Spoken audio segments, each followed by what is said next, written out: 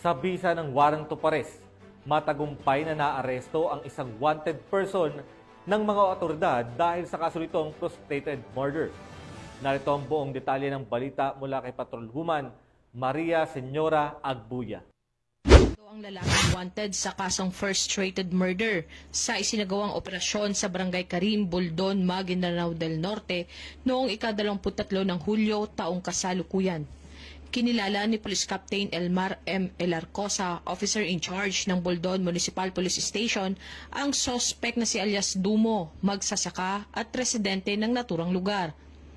Naging matagumpay ang pagkakaresto kay alias Dumo sa ikinasang operasyon ng mga otoridad ng Buldon Municipal Police Station, katuwang ang 3rd Maneuver Platoon, 1st Provincial Mobile Force Company, Maguindanao del Norte, sa bisa ng warrant of arrest sa kasong frustrated murder na may 200,000 piso na inirekomendang piyansa. Patuloy ang pinaigting ng kampanya ng Pambansang Pulisya ng Pilipinas laban sa kriminalidad upang tiyakin ang kapayapaan at seguridad sa bawat komunidad sa ilalim ng layuning makamtan ng bagong Pilipinas na mapayapa, maunlad at makatarungan. Mula rito sa rehiyon ng Bangsamoro, ako ang inyong Police News Network Correspondent, Patrolwoman Maria Senyora Agbuya, alagad ng batas, tagataguyod ng Balitang Pulis.